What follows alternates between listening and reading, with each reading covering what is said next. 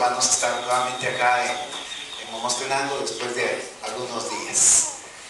Quisiera suplicarles que antes de entrar a la escuela sabática que tenemos en esta oportunidad de consideración, lo que vamos a tener en consideración, que hagamos una oración y les invito a que los que puedan arrodillarse conmigo, pues que lo hagamos los que no pueden quedarse de pie. Bendito y amoroso Padre, muchas gracias te damos, Señor, por habernos permitido la vida y la oportunidad de estar acá una vez más con tus hijos.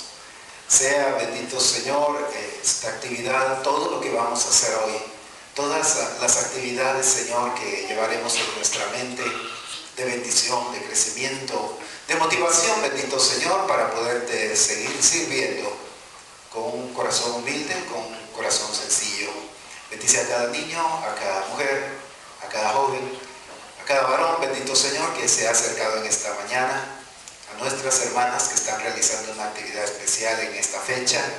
Que sea, bendito Señor, como tu palabra lo dice, un día sábado lleno de bendición y lleno de deleite. Ya hemos entonado alabanzas, Señor, con las cuales nuestro corazón se ha alegrado en ti. Pero además de eso, queremos escuchar tu voz. Todos los que estamos bajo este techo, anhelamos escucharte en esta mañana y te lo pedimos así de rodillas como estamos. Que tú tengas a bien, Señor, el poder hablarnos una vez más en esta oportunidad. Ya que te lo pedimos todo por Cristo Jesús. Amén. Pueden sentarse, hermanos.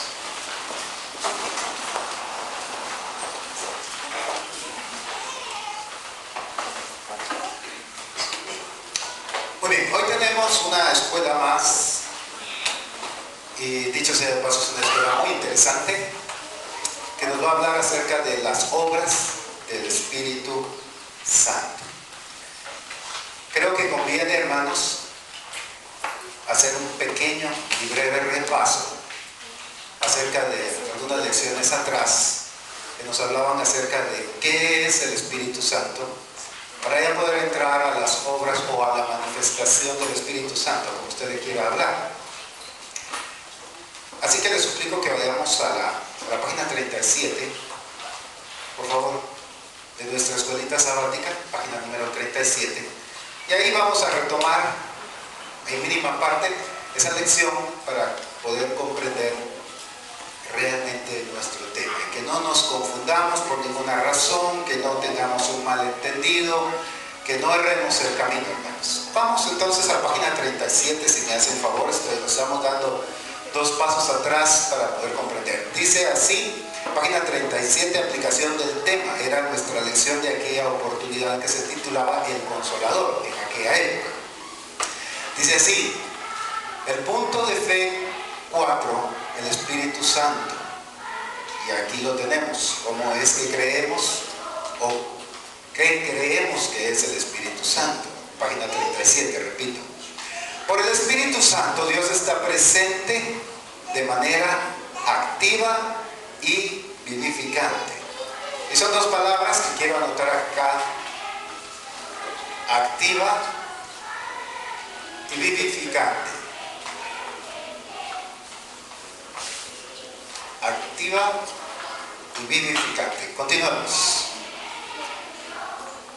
De manera activa y vivificante en el mundo. Es poder de Dios que da vida nueva y hace de los creyentes hijos de Dios. Un par de palabras más. Vida nueva. Y este verbo, hacer. Sigamos.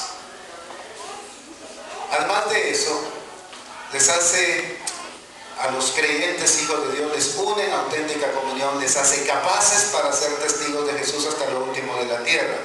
Pero el Espíritu Santo, Dios y su Hijo actúan en el corazón de cada creyente. Actuar. El Espíritu de Dios, el Espíritu Santo, actúa en el corazón de cada creyente, dando el amor genuino como fruto y tarea que incluye el ejercicio de los dones que el mismo Espíritu reparte a cada uno. Última palabra. Ejercicio. ¿Qué notan ustedes de todas esas palabras que yo he escrito ahí en la pizarra y que acabamos de leer acerca del Espíritu Santo, cómo la iglesia lo cree, lo ha comprendido?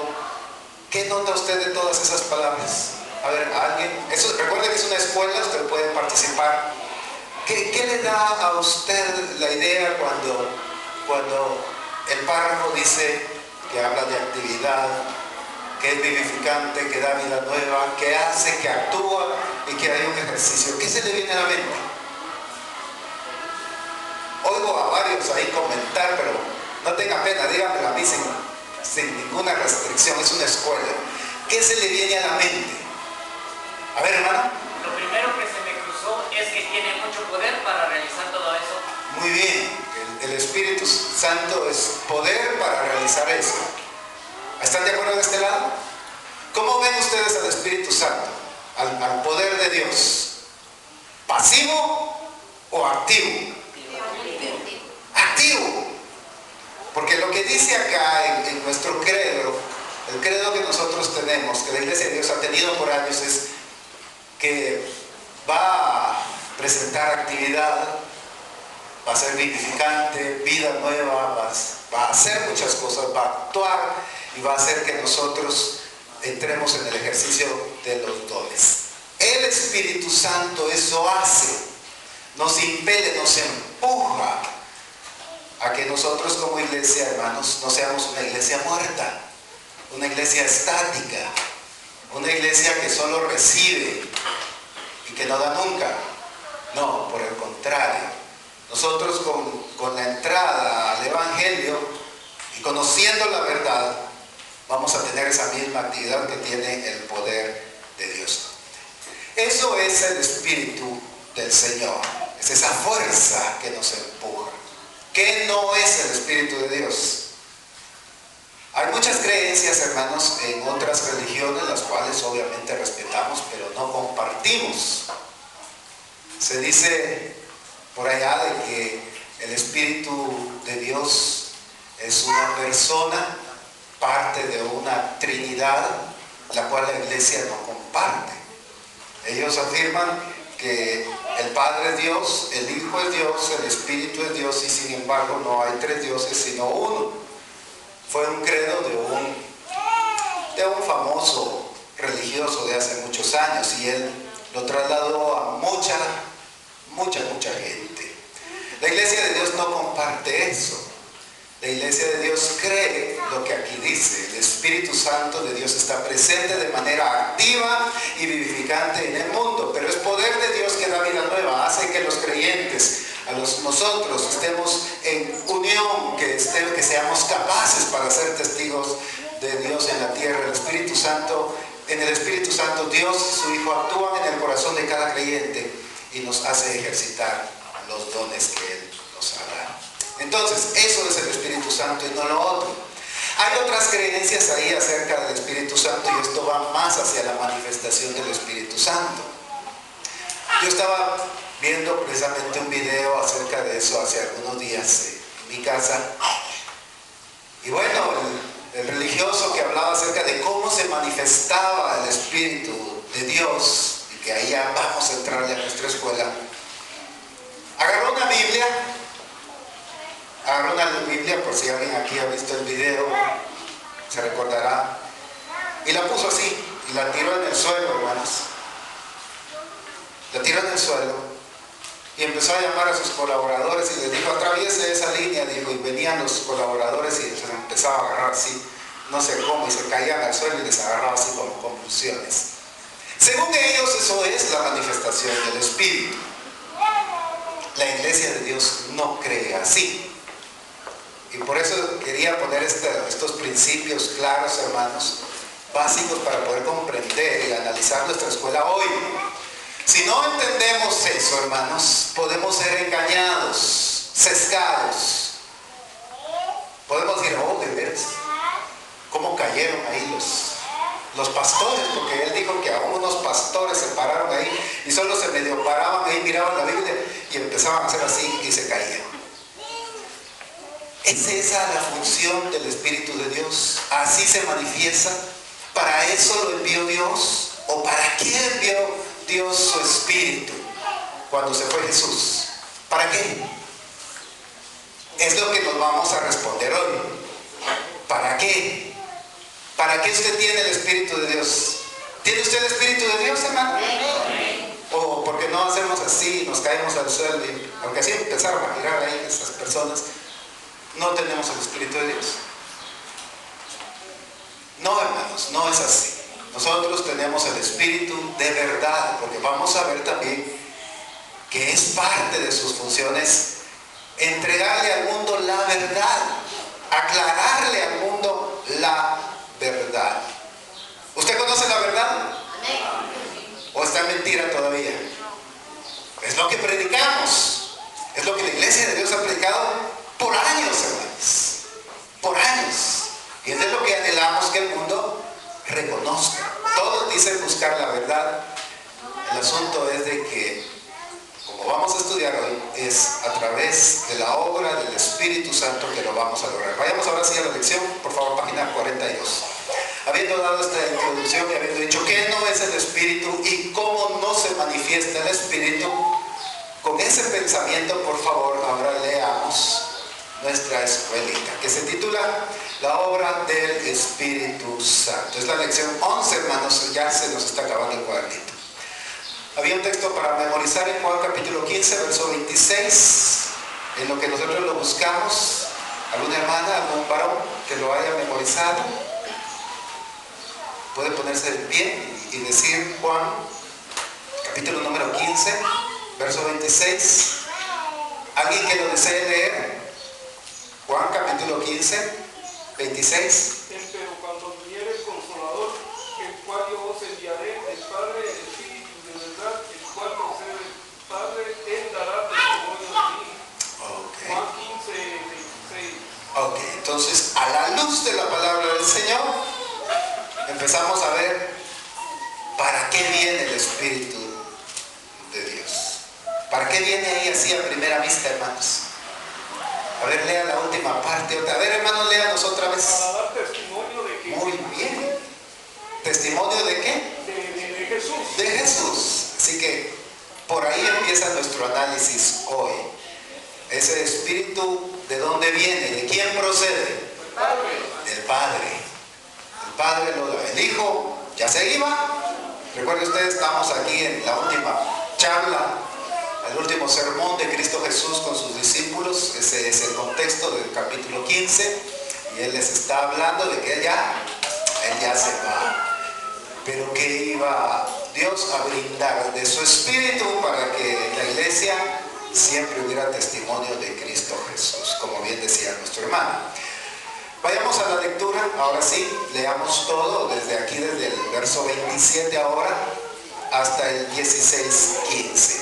Repito, estoy en Juan, capítulo número 15, verso 27 en adelante. Dice así la lectura bíblica. Y vosotros daréis testimonio también, subraye la palabra también.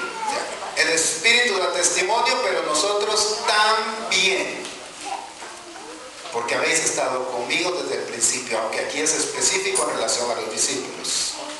Estas cosas os he hablado para que no tengáis tropiezo. Os expulsarán de las sinagogas. Y aún viene la hora, cuando cualquiera que os mate pensará que rinde servicio a Dios. Y harán esto, hermanos, porque no conocen al Padre ni me conocen a mí. Mas os he dicho estas cosas para que cuando llegue la hora os acordéis de que ya os lo había dicho. Esto no se los dije al principio porque yo estaba con vosotros, pero ahora voy al que me envió. Y ninguno de vosotros me pregunta ¿a dónde vas? Antes, porque os he dicho estas cosas, tristeza ha llenado vuestro corazón. Pero yo os digo la verdad, os conviene que yo me vaya, porque si no me fuera, el Consolador, o sea, el Espíritu Santo, no vendrá a vosotros. Mas si me fuere, os lo enviaré. Cuando Él venga, Convencerá al mundo de pecado, de justicia y de juicio. De pecado, por cuanto no creen en mí. De justicia, por cuanto voy al Padre y no me veréis más. Y de juicio, por cuanto el príncipe de este mundo ha sido ya juzgado. Aún tengo muchas cosas que deciros, pero ahora no las podéis sobrellevar. Anote que ya es la segunda vez que les dice estas cosas, que no las pueden llevar todavía, no las van a comprender todavía. Pero cuando venga el Espíritu de verdad, y ahora sí subraya esto, cuando venga el Espíritu de verdad, Él los guiará a toda verdad, porque no hablará por su propia cuenta, sino que hablará todo lo que oyere, y os hará saber las cosas que habrán de venir. Él me glorificará, porque tomará de lo mío. ¿Y qué dice ahí, hermanos? Os lo hará saber. Él tomará de lo mío y os lo hará saber.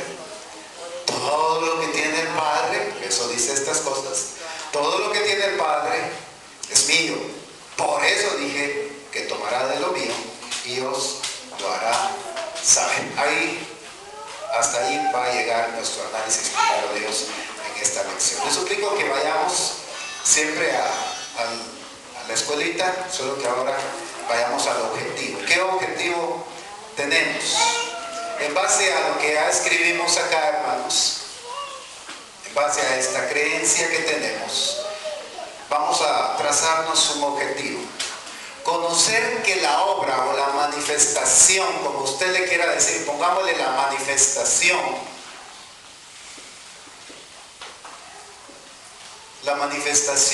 del Espíritu Santo, hermanos, la manifestación del Espíritu Santo es un impulso en la vida de los creyentes que los motiva a cumplir su misión. Es impulso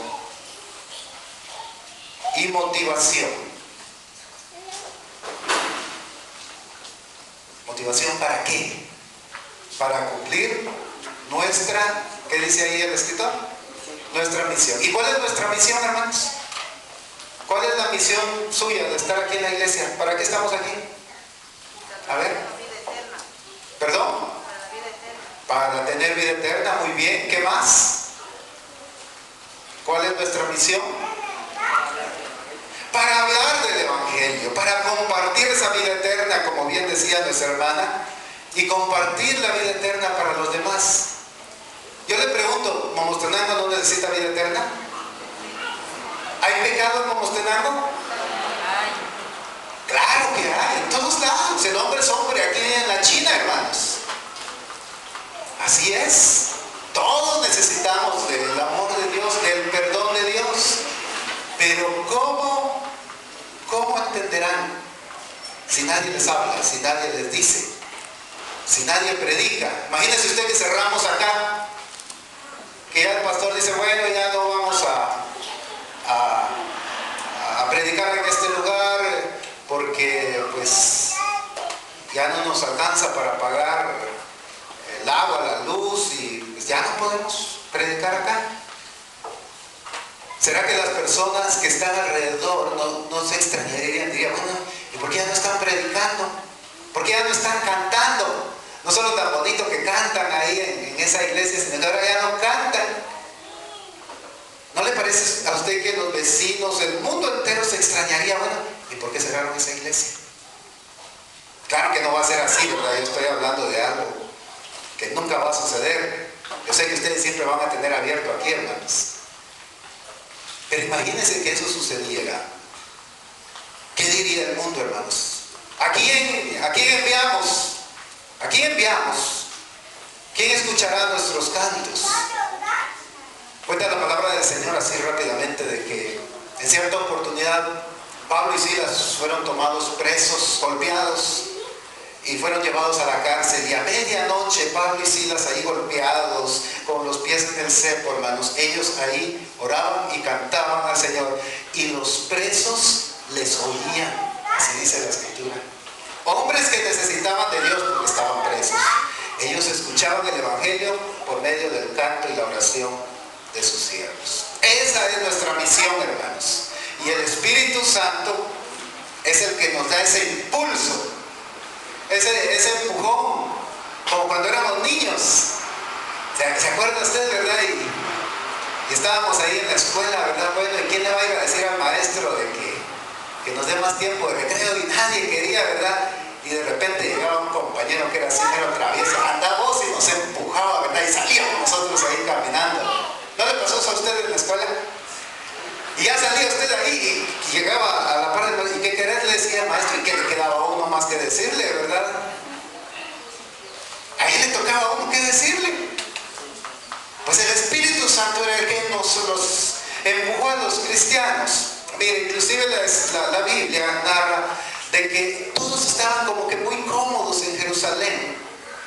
Sí, cuando esto empezó, cuando este movimiento religioso empezó, todos estaban muy tranquilos ahí, a pesar de que Jesús les dijo cuando ya iban, de que ellos les serían testigos en Jerusalén, en Judea, en Samaria y hasta lo último de la tierra. Pero ellos seguían tranquilitos ahí en Jerusalén.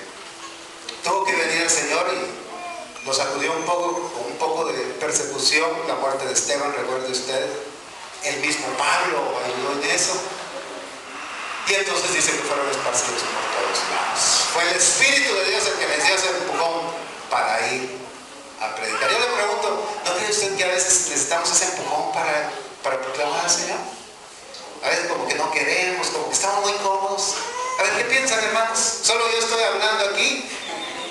A ver, ¿qué piensan de eso? De hecho, que tal vez tendrá que venir alguien que aplique con lo que la Biblia diga. Claro. Para que se le saque, tal vez sabemos varios aquí que nunca salimos a predicar. Claro. Claramente. Entonces se necesita activar. Que esta persona llena del Espíritu se vaya. Les impulse, les motive. Que se vaya. Claro. Y a predicar el Evangelio. Un maestro se graduó para maestro. Claro. No se graduó para quedarse en su casa ahí viendo tele. Se le olvidan las cosas a uno cuando ya no las practica. Así es. Se le olvidan a uno las cosas. Y disculpen, les voy a poner mi caso. Mire, yo toco ese instrumento, pero pues lo toco muy sencillo, ¿verdad? Ya en la iglesia hay muchachos que me superan y cada vez que ellos llegan y tocan muy bonito, muy lindo, a mí hasta vergüenza me da acercarse al teclado. ¿Y saben qué está pasando? Que se me está olvidando cómo es que se toca el instrumento. Ya me cuesta a veces recordar y ya no tengo la habilidad para hacer lo que tenía antes, porque no lo practico. ¿Verdad? Entonces es lo mismo. Si no hay quien nos impulse a trabajar dentro de la obra, en el ministerio que el Señor le haya regalado, si es obreros, es obreros, si es infantil, donde usted proclame el Evangelio, si es la predicación, si es la dirección, si es allá recibiendo a los hermanos finamente, cualquiera que sea el trabajo que hagamos, es el Espíritu de Dios el que nos impulsa, el que nos motiva. Eso es la función del Espíritu. Y es el objetivo, conocer, vuelvo a leer el objetivo, ahí usted lo tiene en su escuelita, conocer que la obra del Espíritu Santo es un impulso en la vida del creyente que nos motiva a cumplir su misión, ¿verdad? Y por eso mismo el pastorado pues programa este tipo de pláticas, vemos las escuelas para impulsar a todos, para que hagamos nuestro trabajo según los dones que el mismo Espíritu nos da. Sumario del tema. Jesús dice, tiene mucho que enseñar a sus discípulos sobre el Espíritu Santo. Regresaría con el Padre y ellos se verían amenazados por las autoridades religiosas que los perseguirían. Era necesario que supieran de qué manera el Consolador sería de ayuda en momentos tan críticos, para que su fe fuera fortalecida y el desarrollo de la iglesia no se detuviera. La obra del Espíritu Santo en la iglesia tiene lugar en el contexto de la persecución. Ahí en esa persecución, ahí actúa el Espíritu de Dios. Obviamente también hoy en día con nosotros, pero viendo la lección de hoy, pues ese es el contexto. El Espíritu Santo viene a ayudar a la gente que está inmersa en una dura batalla y que se encuentra con pruebas que no puede soportar. Le cuento. Este libro, hermanos, que estamos analizando, el Evangelio de Juan, fue escrito, según se cree, entre el año 69 y el año 96 después de Cristo. No fue escrito precisamente días después de que Jesús se fue. No, pasaron varios años para que Juan fuese el escritor de este evangelio. Cuando él lo escribe, hermanos, ya inclusive había pasado la persecución de Nerón.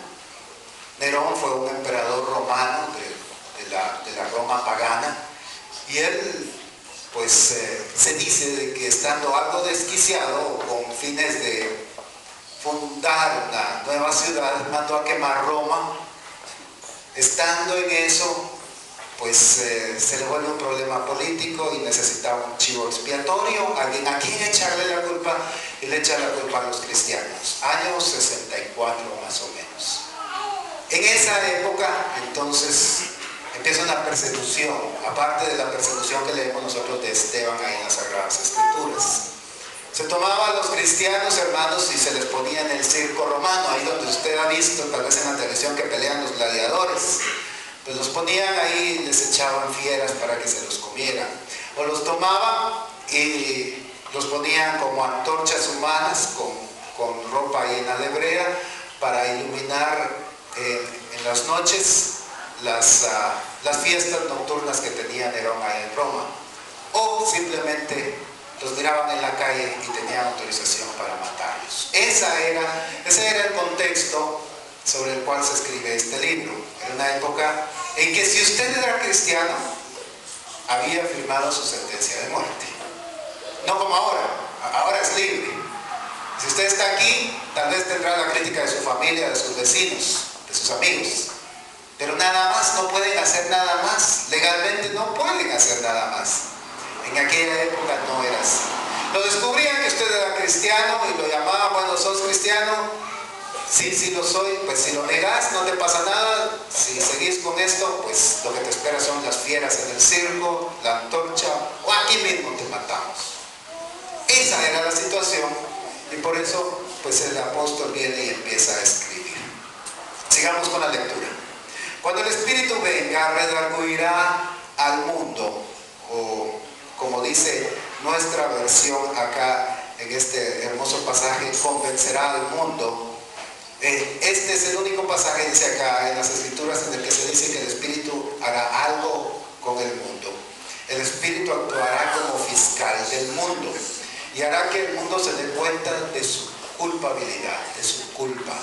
Es el único pasaje donde dice que el Espíritu iba a hacer algo con el mundo. Recuérdense que estamos analizando la obra del Espíritu, o sea, cómo se manifiesta. Se manifiesta en el mundo haciéndole ver que está en pecado. Convencerá al mundo de su pecado, continúa el siguiente párrafo, porque no creen. El pecado principal es creer que el hombre es la medida de todas las cosas y negarse a creer en Dios. Que yo soy suficiente y que no necesito a Dios, en pocas palabras. Cuando Dios envió a su Hijo al mundo, se negó a creer en Él. El mundo no creía en Jesús. El mundo es culpable, pero necesita la actuación del Espíritu para darse cuenta. Hablando de la justicia que también menciona ahí, que se muestra cuando Jesucristo va al Padre, es la justicia establecida por Cristo. Esta justicia es la que hace necesaria la obra del Espíritu Santo, para que las personas se convenzan de ellas, pues enseña a la gente, y es el único que puede hacerlo, que la justicia no puede alcanzarse por méritos propios. Recuerden, dice ahí, en el verso que leímos, de que Él convencerá al mundo de justicia. Y eso solo, la justificación solo por medio de Cristo Jesús. Y por último, la obra de juicio hace referencia a la derrota de Satanás que tuvo en la cruz. Esta derrota no es una muestra arbitraria de poder, sino que se trata de un juicio. Se hace juicio cuando se derroca al maligno. Ahí hubo juicio en contra de Satanás. Todo eso hace también el Espíritu, las manifestaciones del Espíritu. Últimos dos párrafos. Jesús pasa a hablar ahora de la obra del Espíritu en los creyentes. Les dice que aún tienen muchas cosas que contarles a sus discípulos, pero ahora no las pueden llevar. Hasta que no llegue el Espíritu, y esto subráyalo por favor, es clave en nuestra escuela. Hasta que no llegue el Espíritu, no serán capaces de poner en práctica las implicaciones de la revelación. Pueden saber las cosas, Jesús se las había explicado, Jesús se las había dicho, pero no las entendían. porque era el Espíritu el que iba a ayudarles, a guiarles, a enseñarles, a redarguirles. Se requería del Espíritu. Por último, el corazón de los discípulos, a semejanza de los de Emaús, debió de arder en los tiempos posteriores al regreso de Jesús con su Padre. Comprobaron todas las palabras de su Maestro y permitieron que la obra del Espíritu se hiciera realidad en sus vidas. Ejemplo digno de seguir por todos nosotros. Le explico en pocas palabras lo que había ahí en el sumario. Lo que nos está diciendo, hermanos, es de que los discípulos, estando con Jesús 3 años y medio, habían cosas que ellos no le entendían a Jesús. De hecho, Jesús mismo se los dijo, ya lo leímos. Y no lo entendían, hermanos, porque no era el momento para entenderlo. No fue sino hasta que ellos tuvieron la manifestación del Espíritu Santo que les impulsó, que les motivó, que es acción, que es vivificante, vida nueva, que hace, que actúa, hasta que ellos no lo vivieron, pues.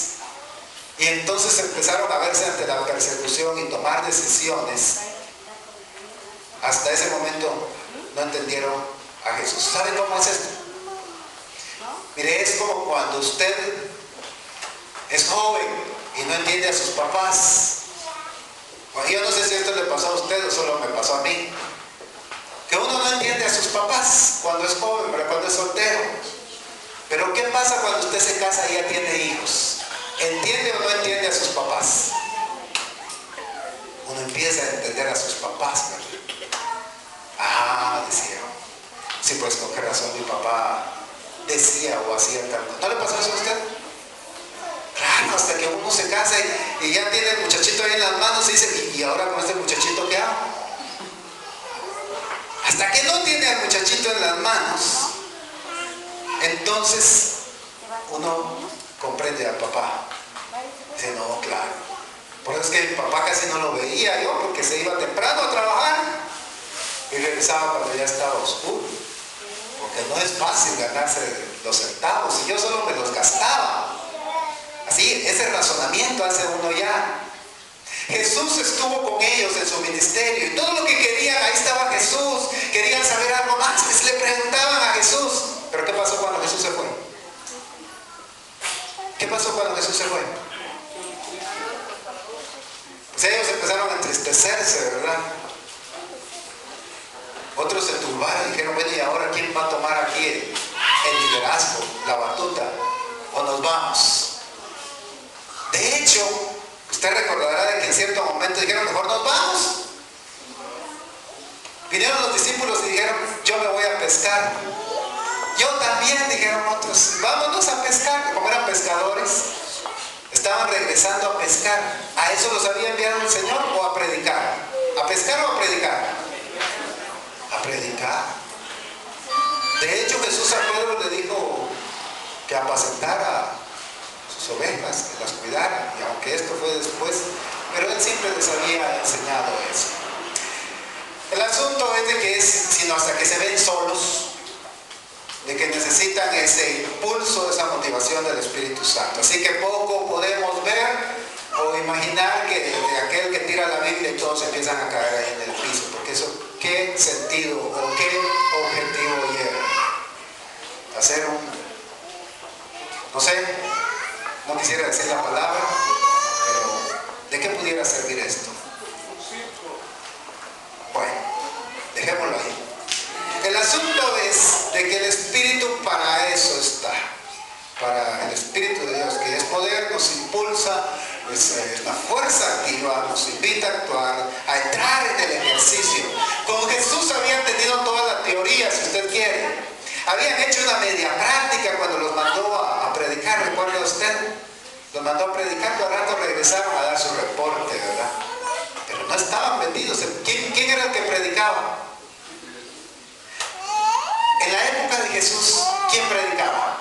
Pedro. ¿Predicaba Pedro? ¿Mateo? ¿Juan? ¿Jacobo? ¿Quién predicaba? Si Jesús estuviera aquí con nosotros hoy, así honestamente, hermanos, ¿a quién preferirían ustedes escuchar? ¿A Carlos Sánchez o a Jesús? A Jesús, ¿verdad? Yo soy el primero que yo me quito de aquí, me siento ahí a escuchar a Jesús. Sí, hermano. Jesús con ellos. Pero él tenía que regresar al Padre, de donde había venido. Entonces iban a quedar solos y ellos lo que empezaron a hacer es a ponerse triste, a turbarse, desesperarse. Yo me voy a pescar, yo me voy para allá. El Espíritu entonces viene y los empieza a impulsar a tomar cada quien su ministerio. Unos ojos, otros pelo, otros dedos, cada quien en su trabajo. Vamos al análisis del tema, hermanos, porque el tiempo está avanzando. Análisis del tema, el testimonio del Espíritu Santo. Estoy en la página 43 y vamos a analizar el capítulo 15, versos 26 y 27. Les suplico que me ayude acá en esta parte de la escuela. Usted puede participar. Leamos el verso 26, por favor. Repito, Juan 15, 26. Vamos a analizar, por favor, participe sin pena. Analicemos esta escuela. Dice: pero cuando venga el Consolador, a quien yo os enviaré del Padre, el Espíritu de verdad, el cual procede del Padre, Él dará testimonio acerca de mí. Y ahora van las preguntas.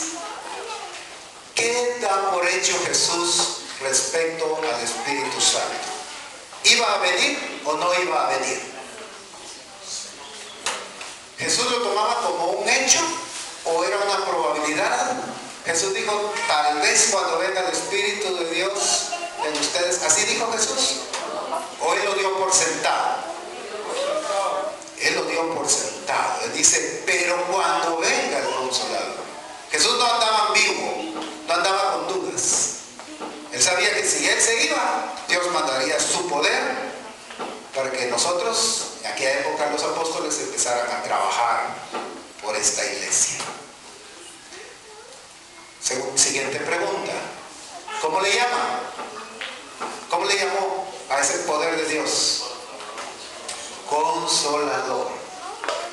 Pero cuando venga el Consolador, dice acá, ¿cómo se evidencia la estrecha relación entre el Espíritu Santo con el Padre y con el Hijo?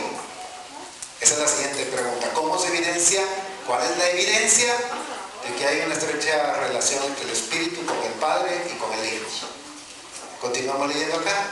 Pero cuando venga el Consolador, a quien yo os enviaré, ¿de quién? ¿De quién es ese Espíritu, hermanos? Es del Padre. Esa es la relación. El Espíritu del Padre.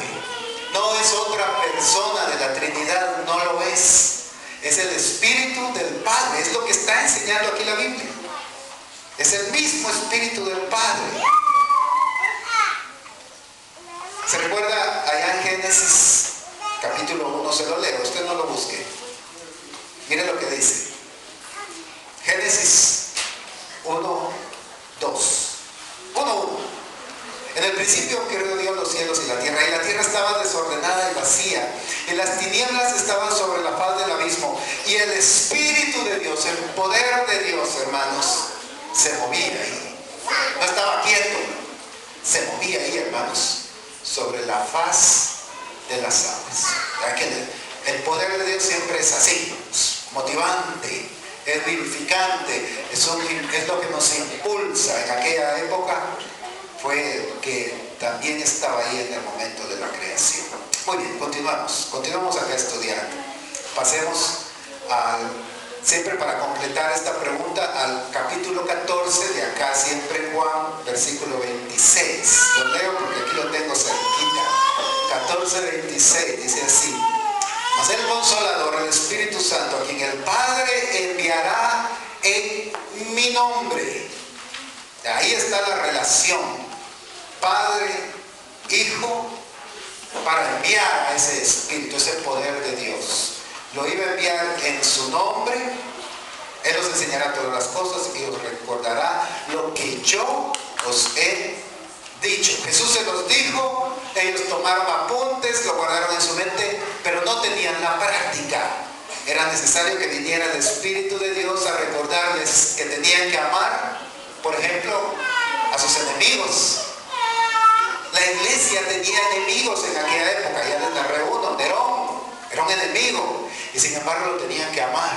Y no solo eso, lo tenían que respetar, pagarles tributos, aunque él en ciertos periodos de la historia perseguía a la iglesia. Hay una relación entonces del Padre y del Hijo enviando al Espíritu Santo en nombre de Jesús. Viene del Padre y lo envía a la tierra.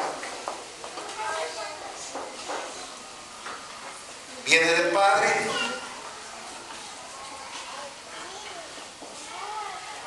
habla en nombre del Hijo, ¿sí? Y ambos, el Padre enviando su Espíritu Santo, permite que se proclame o se dé testimonio de el Hijo. Todo lo que el Hijo había dicho, el Espíritu lo iba a enseñar, lo iba a recordar, lo iba a guiar. Ellos en ese momento no entendían, pero cuando Jesús se fuera, lo iban a entender. Pregunta 2. Hacemos al inciso 2, aunque aquí hay varias preguntas. Dice, es el Espíritu de verdad. Y eso subráyelo, por favor. Si seguimos leyendo aquí en el versículo 26, dice, pero cuando venga el Consolador, a quien yo os enviaré del Padre, el Espíritu de verdad. Yo le pregunto, si hay espíritu de verdad, ¿hay espíritu de mentira? Otra vez, no sé si aquí me cacharon. Si hay espíritu de verdad, porque así le llama al Señor, el espíritu de verdad, entonces, ¿hay espíritu de mentira? ¿Sí? A ver, léanos la segunda epístola de Juan. Dice que hay espíritus que descienden del cielo y el espíritu puramente caerán. Ajá. Para no estar Gracias, hermano. rascando la vida. Hay espíritu de mentira. Hay un espíritu de mentira. Yo ya se lo narré aquí hace 2 minutos de un video que yo vi, en donde la gente cree, ese es el Espíritu de Dios. Y entonces creen que solo llegar a ver eso o ser parte de los que caen en el piso, eso es tener el Espíritu de Dios. Y nada más. El Espíritu de Dios, ya lo hemos dicho, nos impulsa, hermanos. Ya lo borré. Pero acá es la fuerza activa, hermanos, que nos invita a servir en la obra, pero no nos manda desarmados. El Espíritu nos da dones. Nos da don para ser maestro, para predicar, para ayudar, para administrar la obra del Señor. Él no nos manda sin armas, hermanos. Él nos provee dones espirituales. Continuemos. Habrá otro verso que habla del Espíritu de verdad. Es acá en Juan capítulo 14, verso 17. Se lo leo rápidamente. El Espíritu de verdad, el cual el mundo no puede recibir. ¿Cuál es el espíritu que hay en el mundo entonces? El de mentira. Pues ese no lo puede recibir el mundo.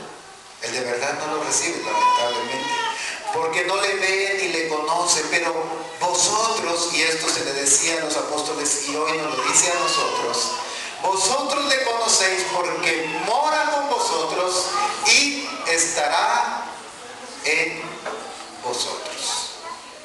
El Señor se manifiesta dándonos su Espíritu, y nosotros, hermanos, tenemos ese Espíritu Santo que nos impulsa a no quedarnos callados.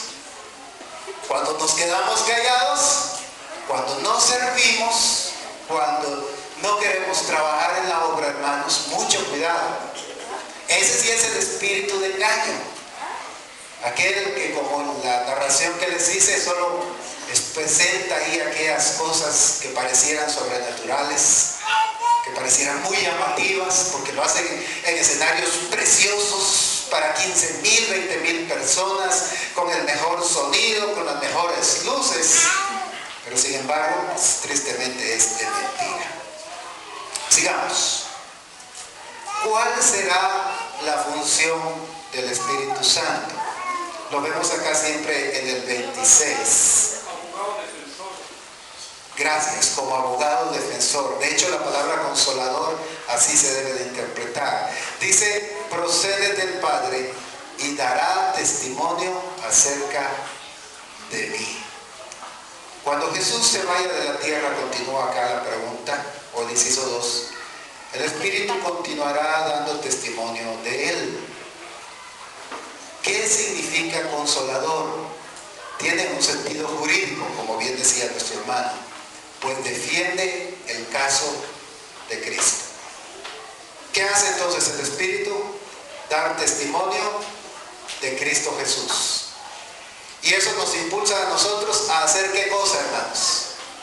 A hacer lo mismo, a dar testimonio de Cristo Jesús. ¿Sí? Es la fuerza que nos impele a nosotros y ya nosotros vamos con nuestros propios pies, con nuestra propia lengua, a dar testimonio de Cristo Jesús. Pregunta 3. Evidencia la estrecha relación de los discípulos con el Espíritu Santo en la actividad de dar testimonio de Jesús. Verso 27, primera parte. Juan capítulo 15, 27. ¿Alguien lo tiene por ahí? Que nos lo pueda leer solo la primera parte. Adelante, hermano pastor. Y vosotros daréis testimonio también. Ahí dejémoslo. El Espíritu Santo iba a dar testimonio, ¿sí? ¿Y nosotros? También, dice ahí. ¿Está claro eso, hermanos? ¿Es ambigua la Biblia? ¿O dice, algunos sí, otros no? ¿O cómo dice la Biblia? Vosotros también, pero no con nuestras fuerzas. Recuerda usted el caso de Moisés. Moisés dice en la Escritura que él pensaba que por su mano Dios iba a dar libertad al pueblo hebreo allá en Egipto. Y entonces él en cierta oportunidad salió y dice que vio a un egipcio maltratando a un hebreo. ¿Y qué pasó? ¿Por qué lo mató? Porque estaba maltratando a su hermano. Él sabía que era su hermano. Y lo estaba maltratando. ¿Y Moisés quién era para matar al egipcio? Gobernador, dice por acá el hermano, pero más exactamente, ¿quién era Moisés en ese momento? Era el hijo de la hija de Faraón, creado ahí en la corte, con toda la sabiduría de los egipcios, dice la Escritura. Así que él se sintió en el derecho para hacer justicia con sus propias manos y con sus propias fuerzas. ¿Tuvo éxito o no tuvo éxito Moisés? ¿Por qué no tuvo éxito? Porque lo estaba haciendo con sus fuerzas, hermanos. Hasta tuvo que salir huyendo. ¿A dónde se fue? Se fue al desierto, hermanos. Y ahí a cuidar ovejas de su suegro. Y es ahí. Hasta que Dios 40 años después ya lo llama. Y entonces ya lo manda y lo arma. Hasta le dice, ¿qué tienes en la mano? Es una vara. La tira del piso. La tiró al piso y ¿en qué se convirtió la vara? Y dice que hasta él huía de su vara, hermanos. Porque ya Dios estaba dando su poder, hermanos. Es que cuando nosotros queremos hacer las cosas con nuestras fuerzas, con nuestra habilidad, porque somos muy inteligentes, muy capaces, así no funcionan las cosas. Dios tiene que darnos ¿de qué cosa? De su Espíritu Santo, para que nosotros podamos actuar en su nombre. Dios no nos manda desarmados. Dios no nos manda desarmados. Que querramos hacer las cosas por nuestras fuerzas como Moisés y como otros casos que hay por ahí en la Biblia, eso es otra cosa. Pero Dios no nos manda desarmados. Ahí donde Dios le puso a usted, donde le dio dones, ahí haga su trabajo. Segurito que ahí el Señor va a permitir que usted dé testimonio de Él. Muy bien. Cuando Jesús estamos en el 3. Evidencia la estrecha relación de los discípulos con el Espíritu Santo en la actividad de dar testimonio. Ya vimos aquí que dice, y vosotros daréis testimonio también. Esto también está en Hechos 4:33. A ver, alguien que pueda leernos Hechos 4:33. Miren qué hermoso este pasaje. Hechos 4:33. ¿Alguien lo tiene? ¿Algún hermano? ¿Alguna hermana? A ver, por favor. Dice, los apóstoles seguían dando un poderoso testimonio de la resurrección del Señor Jesús y Dios les bendecía mucho a todos. Un poderoso testimonio, ¿verdad? Ahí estaban ya los apóstoles en pleno ejercicio, ¿verdad? Ya habían dejado la teoría y estaban en pura práctica. Y estaban dando un poderoso testimonio. Así que ahí se evidencia la estrecha relación de los discípulos con el Espíritu Santo. Pregunta ahora, ¿por qué razón ellos tienen también una función concreta? Mire, el Espíritu Santo tiene una función concreta, nos empuja a nosotros. Pero ¿por qué los discípulos, o sea, nosotros también tenemos una misión concreta? ¿Por qué? Aquí lo dice. Los discípulos, dice Juan capítulo número 15, verso 27, ya en la segunda parte.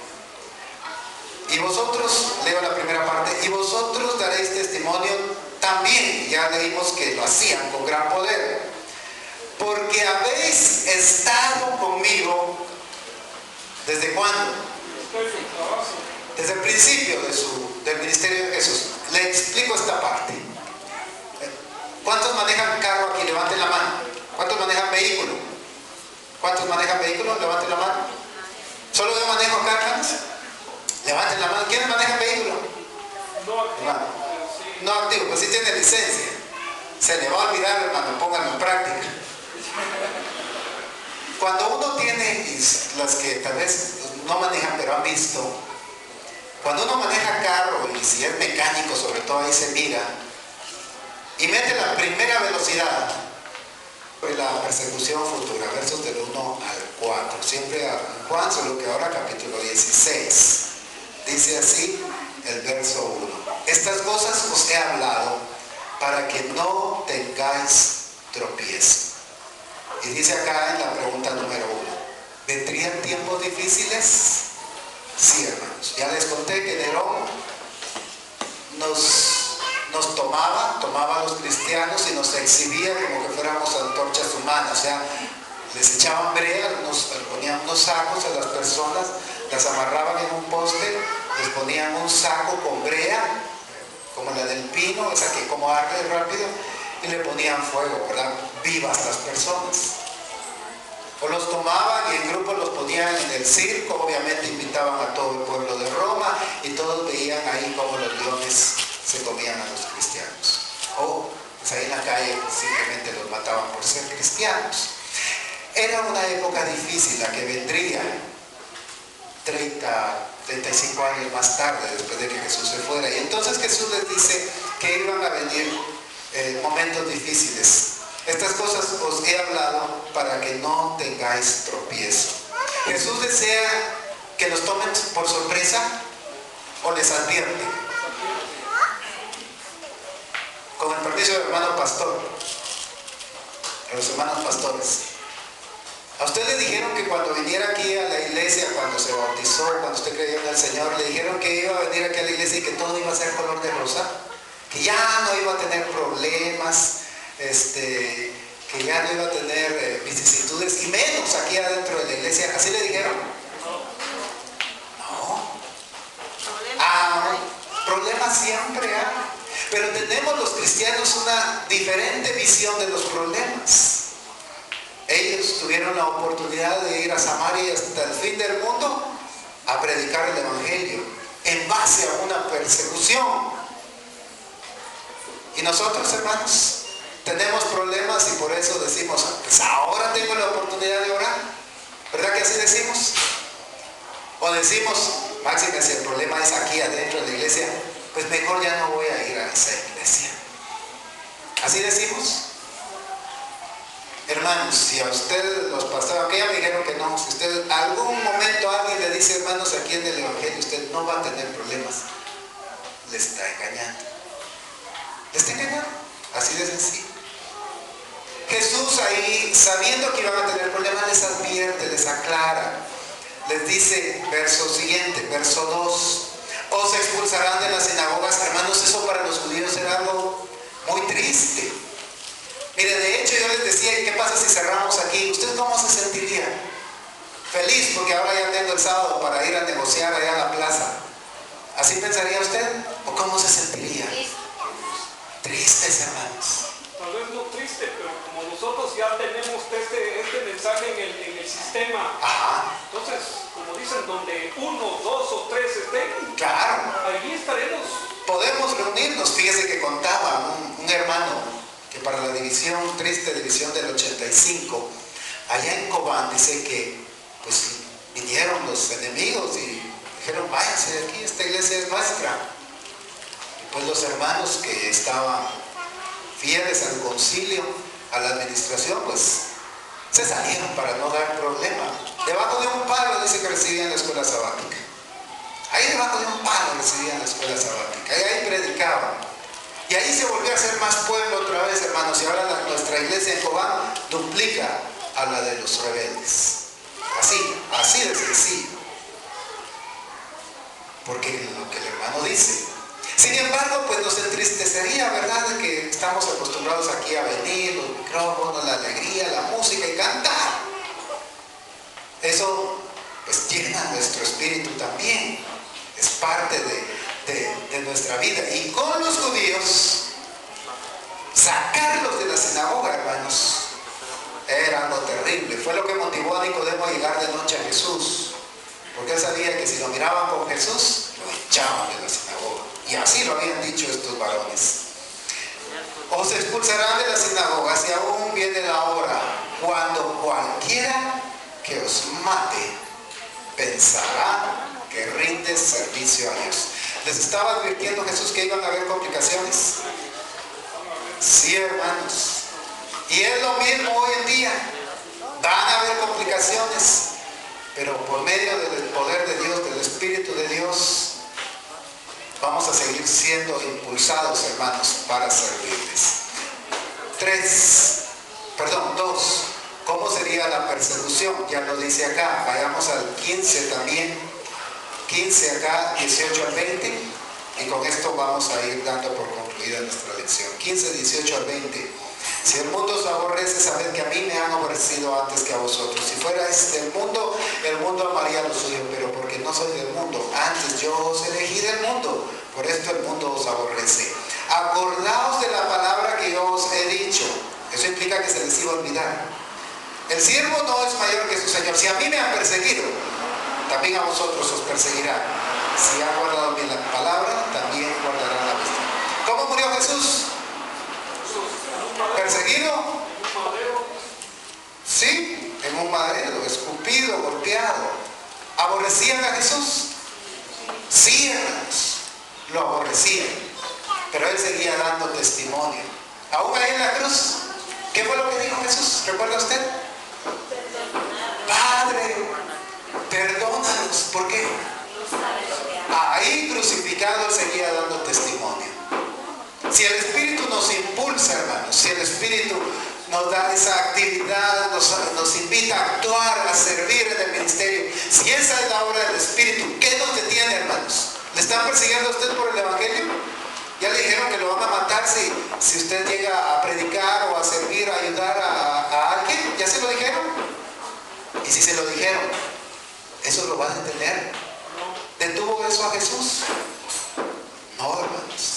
Aún ahí en la cruz, Jesús seguía hablando del amor de Dios hacia la humanidad. Que nada nos detenga a eso, hermanos, porque eso es lo que el Espíritu de Dios hace en nuestra vida. Antes éramos siervos de Satanás, ¿verdad? En vez de cantar alabanzas y que todos los presos del mundo nos escuchen, cantábamos rancheras, ¿verdad? Cantábamos cosas del mundo. Eso cantábamos.